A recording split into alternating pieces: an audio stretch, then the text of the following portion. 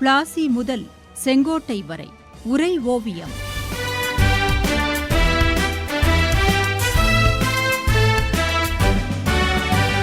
சும்மாவா வந்தது சுதந்திரம் என்பது, சும்மாவா வந்தது. சைமன் குழு அளித்த அறிக்கைக்கு மோதிலால் நேரு தலைமையில் அமைந்த குழு பதில் அறிக்கை தந்தது என்று கூறினீர்கள். அதில் அப்படி என்ன இடம் பெற்றிருந்தது தாயே? மகனே, இந்திய விவகார செயலர் பீர்கன் ஹெட் இந்திய தலைவர்களின் தன்மானத்தை சுண்டி இழுத்தான். சைமன் குழு நியமனம் குறித்து சொன்னதாகவும் இந்தியர் அனைவரும் ஏற்கத்தக்க ஒரு அரசியல் சட்டத்தை உருவாக்கி தருமாறு 2 முறை கேட்டதாகவும் மீண்டும் ஒரு முறை கேட்டுக்கொள்வதாகவும் கூறினான். இதை இந்திய தலைவர்களுக்கு விடப்பட்ட சவாலாக ஏற்று மோதிலால் நேரு தலைமையில் 10 பேர் கொண்ட ஒரு குழு அமைக்கப்பட்டது. 1928 ஆகஸ்ட் 10 அந்த குழு ஓர் அறிக்கை அளித்தது. அதில் இடம்பெற்றிருந்த சில சிறப்பம்சங்கள் விவாதத்தை கிளப்பின. டொமினியன் அந்தஸ்து உடனடி குறிக்கோள், பூரண சுவராஜ்யமே இறுதி லட்சியம், இந்தியாவின் அனைத்து பகுதிகளும் இணைந்த கூட்டாட்சி முறை அமைத்தல், தனியான வகுப்பு வாரி தேர்தல் தொகுதி முறைக்கு பதிலாக இடஒதுக்கீடு செய்யப்பட்ட கூட்டு தொகுதி முறை பரிசீலித்தல்,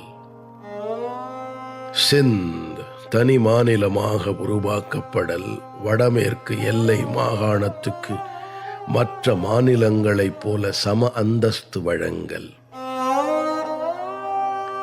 19 அடிப்படை உரிமைகளை அங்கீகரித்தல்,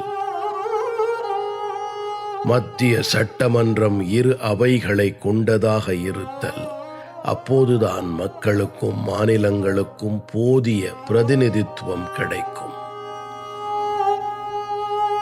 வைஸ்ராய், பிரதம மந்திரி, 6 அமைச்சர்கள் மூலம் பிரிட்டிஷ் அரசர் தன் அதிகாரத்தை செலுத்தலாம். அவர்கள் அனைவரும் அரசியல் சட்டம் மற்றும் பாராளுமன்ற சட்டங்களுக்கு கட்டுப்பட்டே செயல்பட வேண்டும். இந்திய உச்ச நீதிமன்றமே இறுதி மேல்முறையீட்டு மன்றமாக இருக்க வேண்டும். மன்னர் மாநிலங்கள் அனைத்தும் பாராளுமன்ற அதிகார எல்லைக்கு உட்பட்டே இயங்க வேண்டும். இவை 2க்கிடையே சிக்கல் ஏற்பட்டால் உச்ச நீதிமன்றமே தீர்த்து வைக்க வேண்டும். இந்தியாவின் பாதுகாப்பை ஒரு பாதுகாப்பு குழுவே கவனித்துக் கொள்ளும். இந்த அறிக்கையை காந்தி பாராட்டினான். லக்னோ காங்கிரஸ் நிபந்தனையின்றி ஏற்றுக்கொண்டது. ஆனால் சுபாஷ் சந்திர போஸ் போன்ற இளைய தலைமுறையினர் உடனடி சுதந்திரம் என்பதை வலியுறுத்தினார்கள். காங்கிரஸ் மீண்டும் பிளவுபடும் சூழ்நிலை உருவானது. காந்தி தலையிட்டு சமரச முயற்சி மேற்கொண்டான். இன்னும் ஓர் ஆண்டுக்குள் இந்தியாவுக்கு டொமினியன் அந்தஸ்து வழங்கப்படாவிட்டால் முழு சுதந்திரத்துக்காக போராடலாம் என்றான். அவனது தீர்வை அனைவரும் ஏற்றுக்கொண்டார்கள். ஆனால் நேரு அறிக்கை முஸ்லிம்களிடையே ஒருமித்த கருத்தை ஏற்படுத்தவில்லை. அவர்களுக்குள் 4 விதமான கருத்தோட்டங்கள் நிலவின. எனவே நேரு அறிக்கை மீது முஸ்லிம்களுக்கிடையே உள்ள கருத்து வேறுபாடுகளை களையும் விதமாக ஜின்னா ஒரு முஸ்லிம் அனைத்து கட்சிகள் மாநாட்டை டெல்லியில் கூட்டினான். அதன் முடிவில் ஜின்னா ஒரு 14 அம்ச திட்டத்தை உருவாக்கினான். 1929 மார்ச் 28 தில்லியில் நடைபெற்ற முஸ்லிம் சிறப்பு கூட்டத்தில் இந்த 14 அம்ச திட்டத்தை முன்வைத்தான். அதிலும் ஒருமித்த கருத்து ஏற்படவில்லை. அந்த கூட்டத்தில் நேரு அறிக்கையை முஸ்லிம்கள் கடுமையாக விமர்சித்தார்கள். இதன் முடிவில் தேசிய முஸ்லிம்கள் முஸ்லிம் லீகை விட்டு வெளியேறி 1929 ஜூலையில் தேசிய முஸ்லிம் கட்சியை தொடங்கினார்கள். ஜின்னா தேச ஒற்றுமை என்ற கருத்தை கைவிட்டான். முஸ்லிம் என ஒற்றுமை குறித்தும் முஸ்லிம்களுக்கான தனிநாடு தேடுவதிலும் தீவிரமாக இறங்கினான். நேரு அறிக்கையை எல்லா கட்சியினரும் ஏற்றுக்கொள்ளவில்லை. ஜின்னாவின் 14 அம்ச திட்டத்தை அனைத்து முஸ்லிம் பிரிவினரும் அங்கீகரிக்கவில்லை. ஆங்கிலேய ஆட்சியாளர்களோ நேரு அறிக்கையையும் ஜின்னா திட்டத்தையும் ஒரு சேர நிராகரித்தார்கள். இப்படி தேசிய இயக்கத்தின் வேகம் குறையாமல் நிகழ்வுகள் ஒருபுறம் நடந்து கொண்டிருந்த போதுதான் மற்றொரு புறத்தில் ஆயுதம் தாங்கிய போராளிகளாய் அச்சுறுத்தி கொண்டிருந்த பகத்சிங், சந்திரசேகர் ஆசாத், சுக்தேவ், ராஜகுரு என இளைஞர்கள் தலையெடுத்தார்கள். அவர்களுக்கு ஒரு பழிவாங்கும் நோக்கம் இருந்தது. அதன் மூலம் இந்த தேசத்துக்கு ஒரு செய்தியை சொல்ல நினைத்தார்கள்.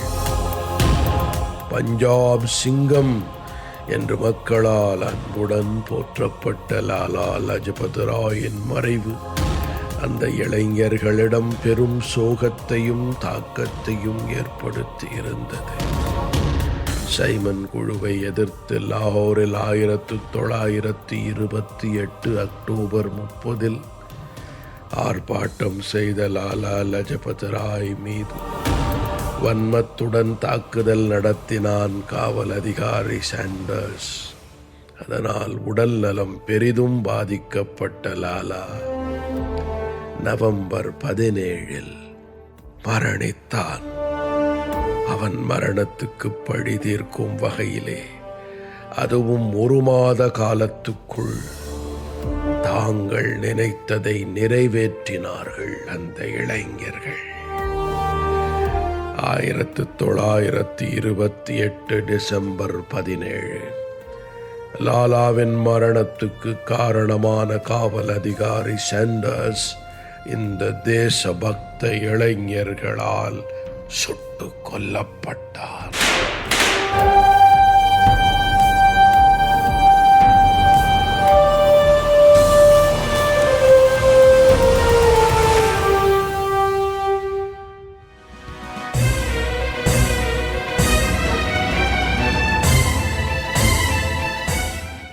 பிளாசி முதல் செங்கோட்டை வரை உரை ஓவியம் கேட்டீர்கள்.